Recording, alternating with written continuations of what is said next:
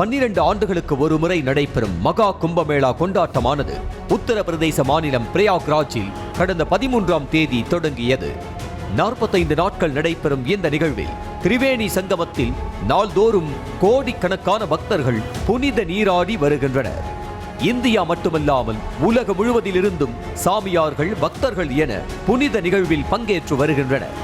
மகா கும்பமேளாவிற்கு வரும் பக்தர்கள் புனித நீராட சங்கம், ராம்காட், படப்பிரியாக், நானாகா காட், கிலா காட், ஆசீர்வாத் காட் என மொத்தம் 13 படித்துறை பகுதிகள் அமைக்கப்பட்டு பக்தர்கள் நீராடுவதற்கு தேவையான ஏற்பாடுகள் செய்யப்பட்டிருந்தன.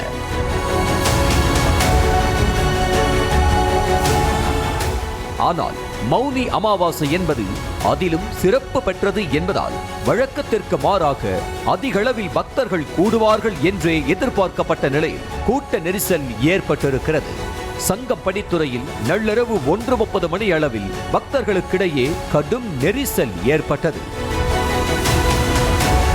சங்கம் படித்துறையில் ஏற்கனவே காத்திருந்த பக்தர்களை காட்டிலும் மேலும் கூட்டம் குவிய குவிய படித்துறை நோக்கி பக்தர்கள் முண்டியடிக்க தொடங்கியதே மூச்சு கூட விட முடியாத அளவுக்கு நெரிசல் ஏற்பட காரணமாக அமைந்திருக்கிறது. ஒரு கட்டத்தில் நெரிசலை தாக்குப்பிடிக்க முடியாமல் படித்துறையின் இருமருங்கிலும் அமைக்கப்பட்டிருந்த பாதுகாப்பு தடுப்புகளே உடைந்ததாக தெரிகிறது.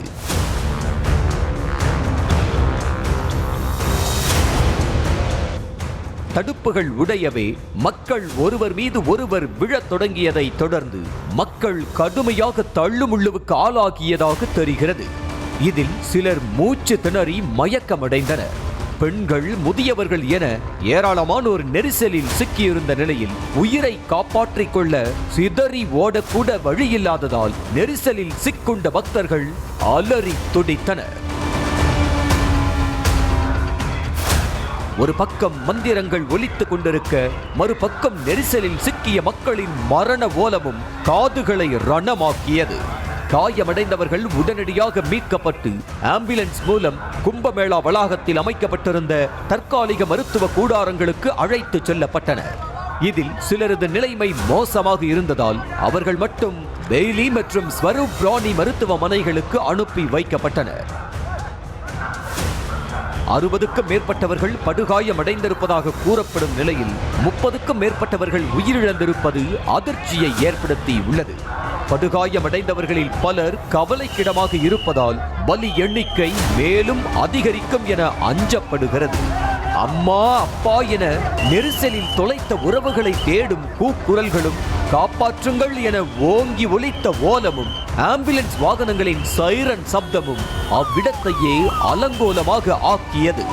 பக்தர்களின் உடைமைகள் சிதறி கிடந்த இடத்தில் உடல்களும் இருப்பதாக கூறப்படுவது நெரிசலின் கோரத்தை பட்டவர்த்தனப்படுத்துகிறது. மௌனி அமாவாசையை ஒட்டி 28ஆம் தேதி மதியமே 5 கோடி பக்தர்கள் வந்துவிட்டதாக கூறப்படும் நிலையில் அந்த எண்ணிக்கை அன்றிரவே 10 கோடியை கடந்ததாக தெரிகிறது. இதனால் பிரயாக்ராஜ் நகரமே நிரம்பி வழிய கூட்டத்தை கட்டுப்படுத்த முடியாமல் போனதாக தெரிகிறது. 13 படித்துறைகள் இருந்தும் பக்தர்கள் அனைவரும் சங்கம் படித்துறையில் குவிய தொடங்கியதே இந்த விபரீதத்திற்கு காரணமாக கூறப்படுகிறது. அது மட்டுமின்றி புனித நீராடியவர்களை விழா நிர்வாகம் ஒரே நேரத்தில் வெளியேற அறிவுறுத்தியதாகவும் அதுவே இந்த விளைவுக்கு காரணம் என்றும் சொல்லப்படுகிறது. தற்போது திரிவேணி சங்கமத்தில் நீராட பக்தர்களுக்கு தடை விதிக்கப்பட்டுள்ள நிலையில் விஐபிகளுக்கு முன்னுரிமை அளித்து பக்தர்களுக்கு போதுமான ஏற்பாடுகளை செய்ய தவறிவிட்டதாக நிர்வாகத்தின் மீது எதிர்க்கட்சிகள் குற்றச்சாட்டை முன்வைத்துள்ளன.